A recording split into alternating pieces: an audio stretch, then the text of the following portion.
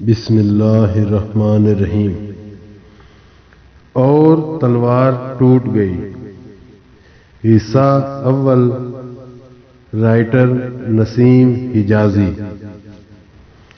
پیش لفظ: معظم علی اور اس کے بعد اور تلوار ٹوٹ گئی۔ لکھتے وقت میرے دل و دماغ پر یہ احساس ہمیشہ غالب رہا کہ سلطان ٹیپو شہید رحمت اللہ کی شخصیت کو کسی ناول کا موضوع بنانا ایک بہت بڑی جسارت تھی۔ ابتدا میں ایک ایسے مجاہد کے کردار سے متاثر ہوا تھا جس نے ہندی مسلمانوں کے دور انحطاط میں محمد بن قاسم کی غیرت، محمود غزنوی کے جاہ و جلال اور احمد شاہ ابدالی کے عزم و استقلال کی یاد تازہ کر دی تھی۔ لیکن سلطنت خدا داد کی تاریخ کے اوراق الٹتے وقت میں یہ محسوس کرتا ہوں کہ سلطان فتح علی خان ٹیپو کی زندگی کے کئی اور حسین پہلو ابھی تک میری نظروں سے پوشیدہ تھے۔ شیر میسور کی فتوحات صرف جنگ کے میدانوں تک محدود نہ تھی، بلکہ وہ بیک وقت ایسا حکمران، عالم، مفکر اور مسلح تھا جس کے دل و دماغ کی وسطوں میں اسلامیان ہند کے ماضی کی عظمتیں اور حال کے ولولے اور مستقبل کی آرزوئیں سما گئی تھیں۔ وہ ہمیں زندگی کی ہر دوڑ میں اپنے وقت سے کئی منزلیں آگے دکھائی دیتا ہے۔ ملت کے عظیم ترین رہنماؤں کے خون و پسینے اور آنسوؤں سے صرف اس خاک پر آزادی کے نخلستان سیراب ہوتے ہیں جو غداروں کے وجود سے پاک ہو۔ نسیم حجازی، راولپنڈی، 6 مارچ 1958۔ شہیدان محبت راہ امام، آبروئے ہند و چین و روم و شام، نامش از خورشید و ماہ تابندہ تر، خاک قبرش از من تو زندہ تر، از نگاہ خواجہ بدر و حنین، فقر سلطان وارث جذب حسین۔ علامہ اقبال۔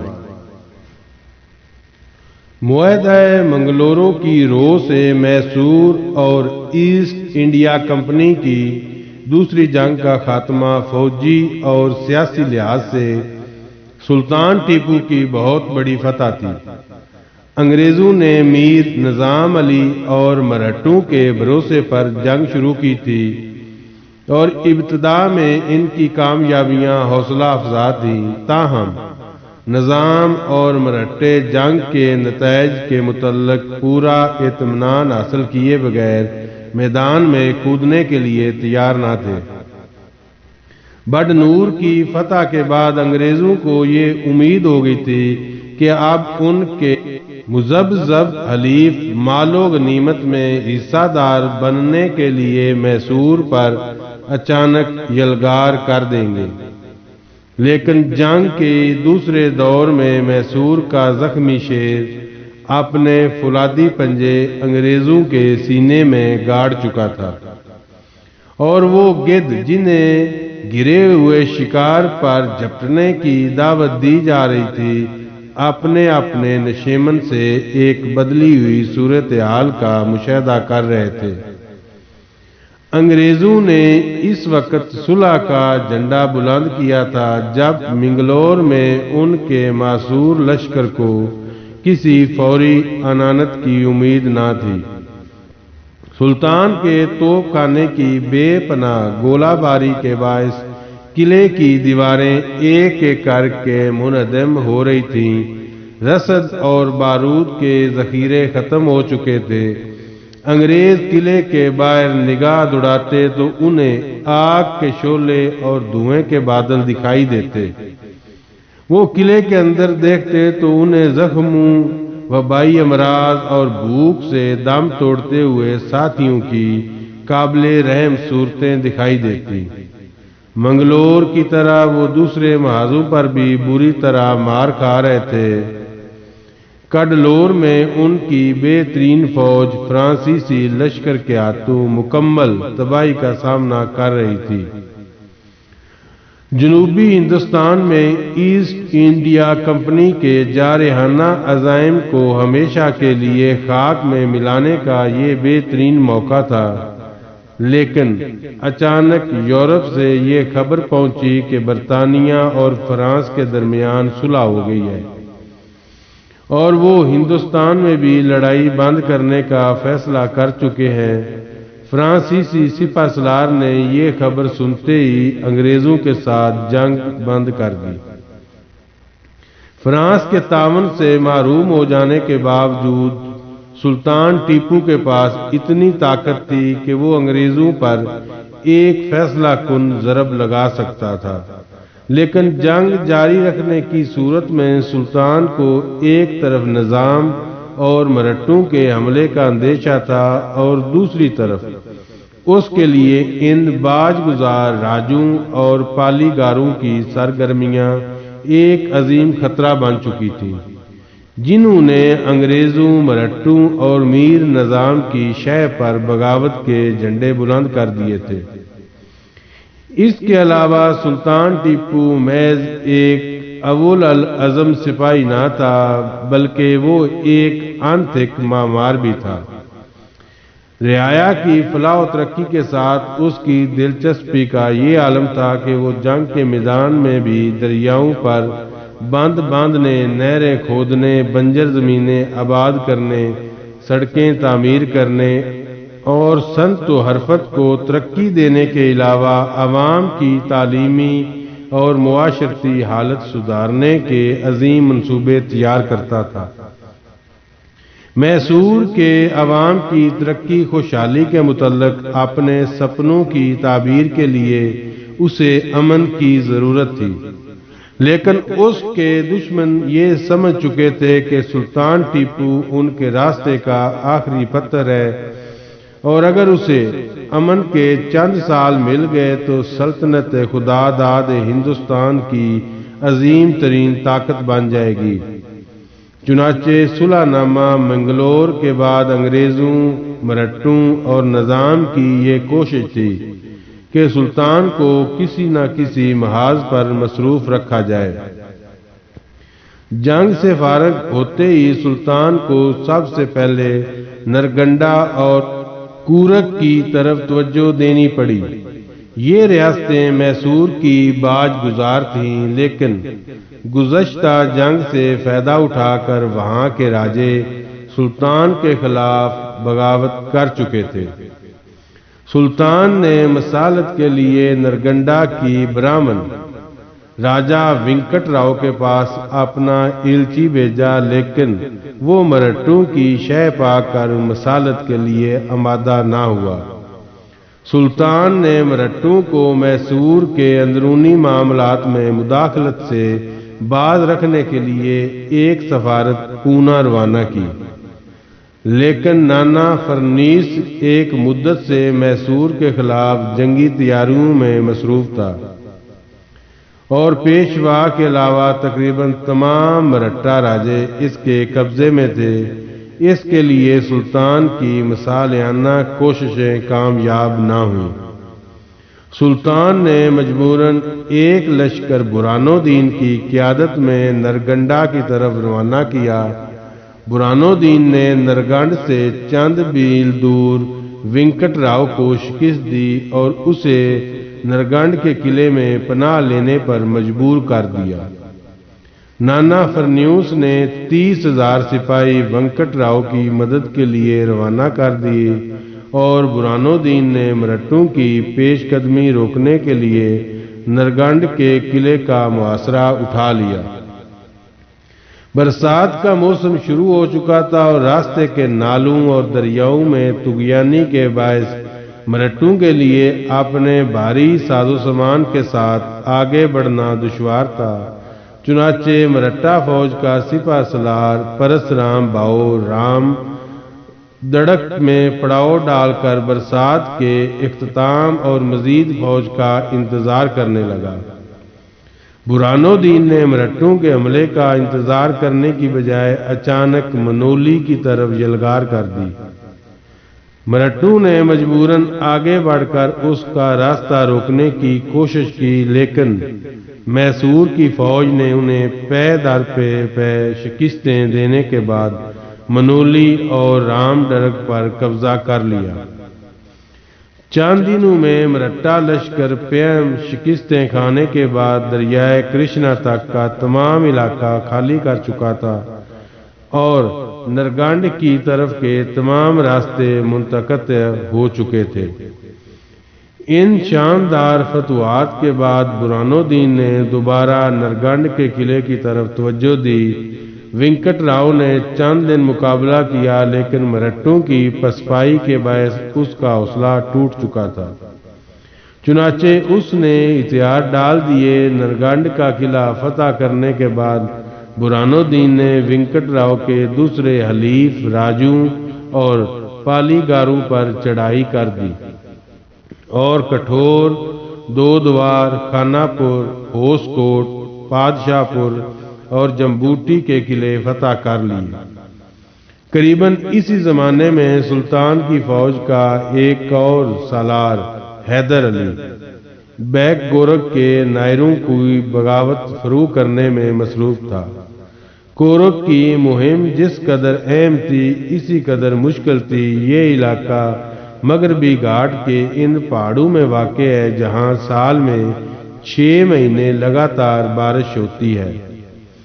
पहाड़ों के दामन में चश्मों और खुशनुमा झीलों के अलावा बांस, सागवान, संदल और दूसरे दरख्तों के घने जंगल थे, जिनमें जगह जगह शेरों और चीतों के अलावा हाथियों के रेवड़ दिखाई देते थे। कहीं कहीं वादियों के नशीब में जंगलों की बजाय धान के खेत और फलदार दरख्तों के बाग नजर आते थे। कोरग में नायर कौम के कद्दावर, सडूल और सेहतमंद बाशिंदे तहजीब और तमद्दन के लफ्ज से नाशना थे। मर्दों की तरह औरतें भी नीम उरियां लिबासों में रहती थीं। हमसाया अजला के बहुत कम लोग कोरग के दुश्वार गुजार पहाड़ों और जंगलों का रुख करने की जुर्रत करते थे। मुतमद्दिन हिंदुस्तान के लिए इस इलाके के बाशिंदों की खूबसूरती, उरियानी और अखलाकी बेराह रवी, वहशत और बर्बरियत की दास्तानें कोकाफ की परियों और जिन्नों के किस्सों से मुख्तलिफ ना थी। मैसूर की फौज ने इब्तदा में कोरग के बागियों के खिलाफ चंद कामयाबियां हासिल की, लेकिन दुश्वार गुजार जंगलों और पहाड़ों में बागियों का पल्ला भारी होने लगा। नायर अपनी खुफिया पनाहगाहों से निकलकर अचानक मैसूर के लश्कर के अकब या मेमना और मैसरा पर हमला करती और आन की आन में पहाड़ों और जंगलों में रूपोश हो जाते। हैदर अली बेग इस खतरनाक मुहिम के लिए नाअहल साबित हुआ और उसने एक घने जंगल में दुश्मन के पे दर पे हमलों से बदहवास होकर पसपाई इख्तियार की। इन हालात में सुल्तान टीपू को बजाते खुद मैदान में आना पड़ा। नायरों ने कदम कदम पर डट कर मुकाबला किया, लेकिन सुल्तान के सामने इनकी पेश ना गई और उन्होंने हथियार डाल दिए। सुल्तान ने ज़ैनुल आबिदीन मैदवी को कोरग का सूबेदार मुकर्रर किया और खुद सरंगापटम लौट आया। इस अरसा में नाना फरियोन्स ने, जिसे नरगंडा और कोरग में सुल्तान की फतवात ने बहुत मुज़तरब कर दिया था, सुल्तान के खिलाफ मरट्टू निज़ाम और अंग्रेज़ों का मुत्तहिदा महाज बनाने की कोशिश में मसरूफ था और उसकी अफवाज दरियाए कृष्णा के किनारे जमा हो रही थी। ایک دن فرت بالا خانے کے کمرے میں بیٹھی اپنی خادمہ سے باتیں کر رہی تھی کہ اچانک سیڑھیوں پر کسی کے بھاگنے کی آواز سنائی دی اور آن کی آن میں ایک 12 سال کا سانولے رنگ کا لڑکا کمرے میں داخل ہوا۔ خادمہ نے کہا، منور تم کیسے نالائق ہو، بی بی جی نے کتنی بار تمہیں سیڑھیوں پر بھاگنے سے منع کیا ہے؟ منور نے خادمہ کو جواب دینے کی بجائے فرد کی طرف متوجہ ہو کر کہا، بی بی جی آج ایک مہمان آئے ہیں، وہ کوئی بہت بڑے آدمی معلوم ہوتے ہیں۔ کریم خان نے ان کا گھوڑا استبل میں باندھ دیا اور میں نے انہیں دیوان خانے میں بٹھا آیا ہوں۔ انہوں نے آتے ہی بھائی جان انور علی اور بھائی جان مراد علی کے متعلق پوچھا۔ میں نے جواب دیا کہ بھائی جان انور علی یہاں نہیں ہے اور مراد صاحب اس وقت مدرسے میں ہیں۔ اس کے بعد انہوں نے دلاور خان اور صابر کے متعلق پوچھا۔ میں نے جواب دیا کہ صابر مر چکا ہے اور دلاور خان بھائی جان انور علی کے ساتھ گیا ہوا ہے۔ پھر انہوں نے پوچھا، تم کون ہو؟ میں نے جواب دیا، میں بی بی جی کا نوکر ہوں۔ فرد نے کہا، تم نے ان کا نام نہیں پوچھا؟ جی، انہوں نے خود ہی کہا تھا کہ بی بی جی سے میرا سلام کہو اور انہیں یہ بتاؤ کہ میرا نام اکبر خان ہے۔ فرد کے لیے یہ خبر غیر معمولی تھی۔ وہ چند ثانیے بے حس و حرکت بیٹھی رہی اور پھر مضطرب سی ہو کر بولی، منور جاؤ انہیں اندر لے آؤ اور نیچے کے بڑے کمرے میں بٹھا دو۔ منور بھاگتا ہوا نیچے اترا، لیکن نصف سے زیادہ سیڑھیاں طے کرنے کے بعد وہ اچانک رکا اور دبے پاؤں نیچے اترنے لگا۔ رہائشی مکان کی 4 دیواری سے باہر نکل کر وہ دیوان خانے کے ایک کمرے میں داخل ہوا۔ اکبر خان کسی گہری سوچ میں سر جھکائے بیٹھا تھا۔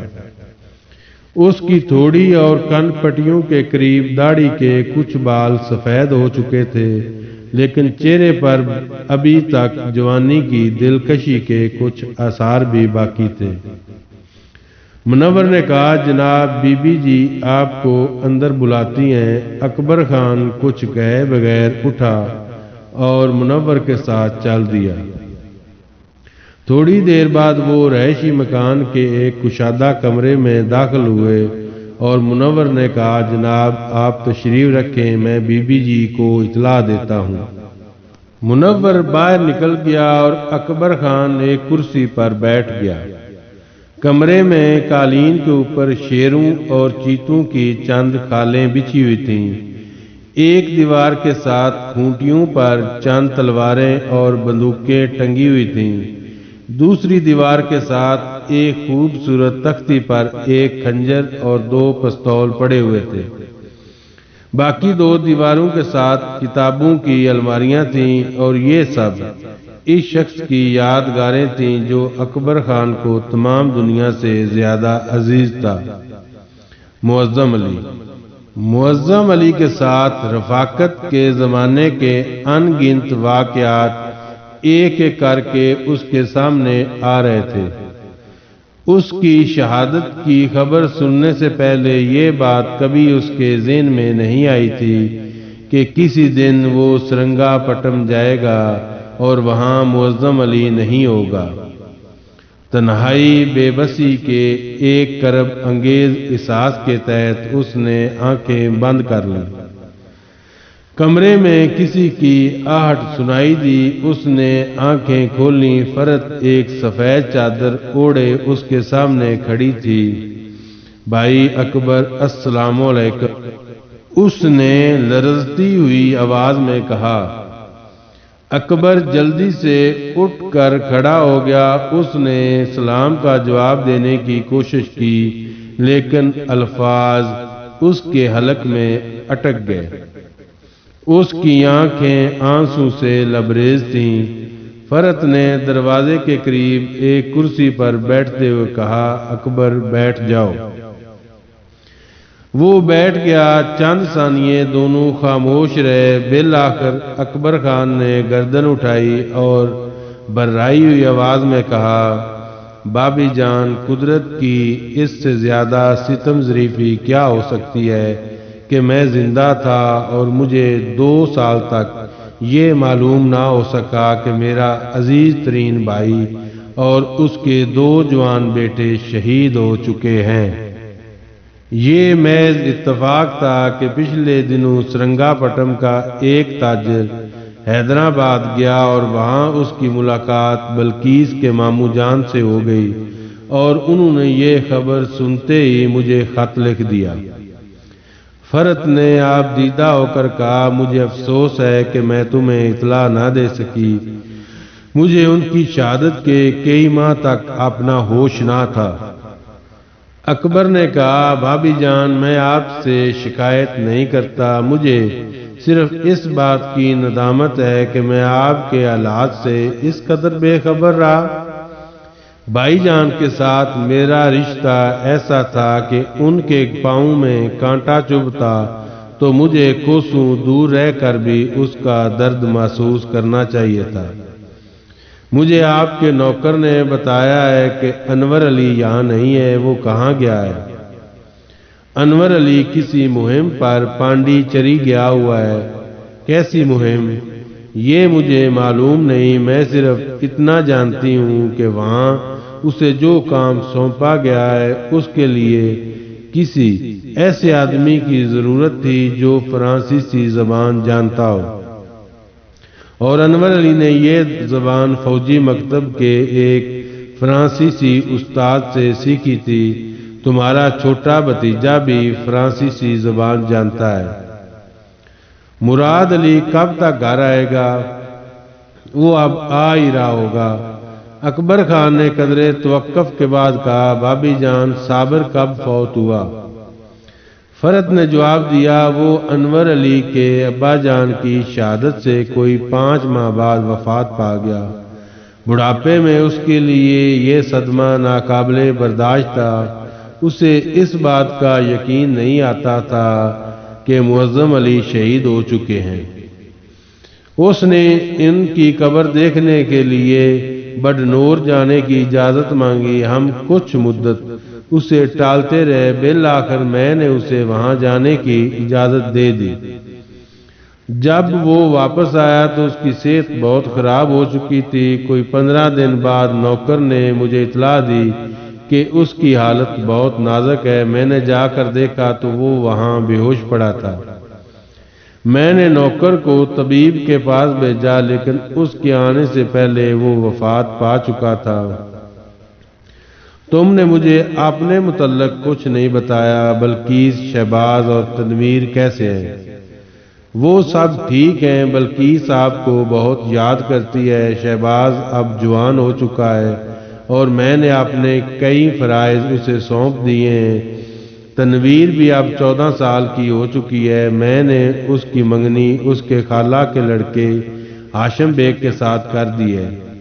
اس کی چھوٹی بہن سمینہ کی عمر 9 سال ہے۔ میں اسے کہا کرتا تھا کہ شہباز کے علاوہ اس کے 4 بھائی اور بھی ہیں اور وہ سرنگا پٹم میں رہتے ہیں۔ کبھی شہباز یا تنویر سے اس کا جھگڑا ہو جاتا تھا تو یہ دھمکی دیا کرتی تھی کہ میں اپنے سرنگا پٹم والے بھائیوں کے پاس چلی جاؤں گی۔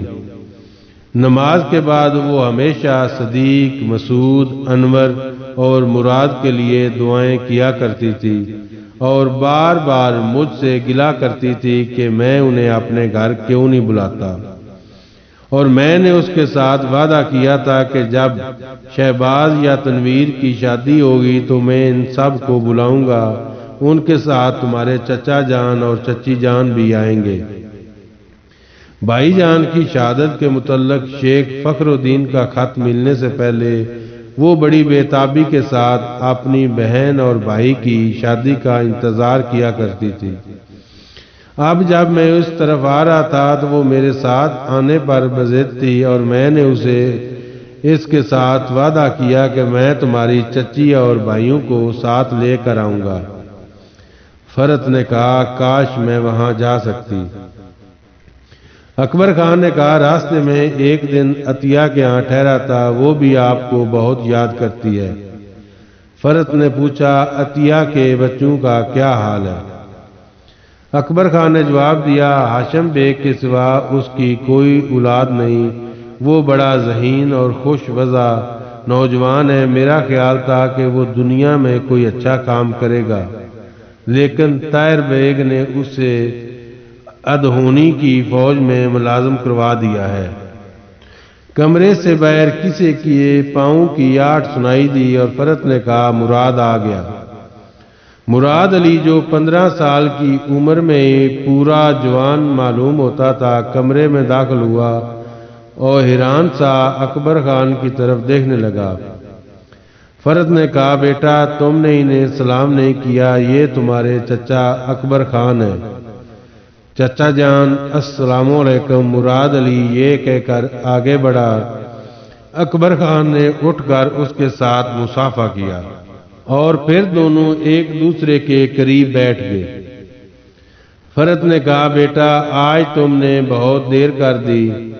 مراد علی نے جواب دیا امی جان آج جب چھٹی ہونے والی تھی تو برہان الدین اچانک مکتب کے معائنہ کے لیے وہاں آ گئے تھے، اس لیے ہمیں وہاں کچھ دیر رکنا پڑا۔ اکبر خان نے کہا مراد تمہاری تعلیم کب ختم ہوگی؟ مراد علی نے جواب دیا چچا جان میں قریباً 3 ماہ بعد مکتب سے فارغ ہو جاؤں گا، اور اس کے بعد تم کیا کرو گے؟ اس کے بعد میرے لیے فوج میں شامل ہونے کے سوا کچھ اور کرنے کا سوال ہی نہیں پیدا ہوتا۔ تو اس کا مطلب یہ ہے کہ تمہارے مکتب کے ہر فارغ التحصیل نوجوان کے لیے فوج میں شامل ہونا ضروری ہے؟ ہاں چچا جان، فوجی درسگاہ کے قیام کا مقصد ہی یہی ہے کہ فوج کو تربیت یافتہ افسر مہیا کیا جائے، لیکن فوج میں شامل ہونے کے لیے ہر طالب علم کا فارغ التحصیل ہونا ضروری نہیں۔ اشد ضرورت کے وقت ہمیں تعلیم کے دوران میں بھی ہمیں فوجی خدمات کے لیے بلایا جا سکتا ہے۔ بعض لڑکے تعلیم میں مجھ سے پیچھے تھے، لیکن انہیں صرف اس لیے کمان مل گئی کہ وہ عمر میں مجھ سے بڑے تھے۔ پچھلے دنوں ہمارے مکتب کے کئی طالب علم آخری امتحان سے پہلے کورک کے محاذ پر چلے گئے تھے۔ میں نے بھی ان کے ساتھ جانے کی کوشش کی تھی، لیکن میری درخواست صرف اس لیے نامنظور ہو گئی تھی کہ میں عمر میں چھوٹا تھا۔ اکبر خان نے کہا مراد فرض کرو میں اگر تمہیں یہ مشورہ دوں کہ تمہارے لیے ایک سپاہی بننے کی بجائے کوئی اور پیشہ اختیار کرنا بہتر ہے تو تم کیا جواب دے گے؟ مراد علی مسکرایا میرے نزدیک سپاہی بننا پیشہ نہیں بلکہ قوم کی خدمت ہے۔ چچا جان ابا جان کہا کرتے تھے کہ آپ پانی پت کے میدان میں ان کے ساتھ تھے۔ میں آپ سے بہت کچھ پوچھنا چاہتا ہوں، لیکن اس وقت مجھے تھوڑی دیر کے لیے باہر جانا ہے، میں ابھی آ جاؤں گا۔ تم کہاں جا رہے ہو بیٹا؟ فرت نے پوچھا۔ امی جان میں نیزہ بازی کے لیے جا رہا ہوں۔ منور کمرے میں داخل ہوا اور اس نے کہا جناب کریم خان کہتا ہے کہ میں نے آپ کے گھوڑے پر زین ڈال دی ہے۔ مراد علی اٹھ کر کمرے سے باہر نکل گیا۔ اکبر خان نے کہا بھابی جان میں آپ سے ایک درخواست کرنا چاہتا ہوں، برا نہ مانیے گا۔ آپ کا خاندان قوم کے لیے بڑی قربانیاں دے چکا ہے، اب قوم کو یہ حق نہیں کہ آپ سے مزید قربانیوں کا مطالبہ کرے۔ میں یہ محسوس کرتا ہوں کہ سرنگا پٹم میں آپ کے بچے محفوظ نہیں۔ آپ میرے پاس چلیں، مجھے یقین ہے کہ میں انور علی اور مراد کے لیے کئی اور دلچسپیاں تلاش کر سکوں گا، وہاں ان کے لیے نہایت اچھی زمین حاصل کی جا سکتی ہے۔ فرت نے کہا اکبر تم کیا کہہ رہے ہو؟ میں اس وطن کو کیسے چھوڑ سکتی ہوں جس کی حفاظت کے لیے میرے شوہر اور میرے بیٹوں نے اپنا خون پیش کیا تھا؟ لیکن بھابی جان اس کا نتیجہ کیا ہوگا؟ آخر یہ جنگیں کب ختم ہوں گی؟ کل تک سلطان انگریزوں کے ساتھ برسرے پیکار تھا اور آج وہ اندرونی بغاوتوں کا سامنا کر رہا ہے۔ اس کے بعد شاید نظام اور مرہٹے میدان میں نکل آئیں۔ فرت نے کہا میں صرف اتنا جانتی ہوں کہ ہماری جنگ ایک مقصد کے لیے ہے، اس مقصد کے لیے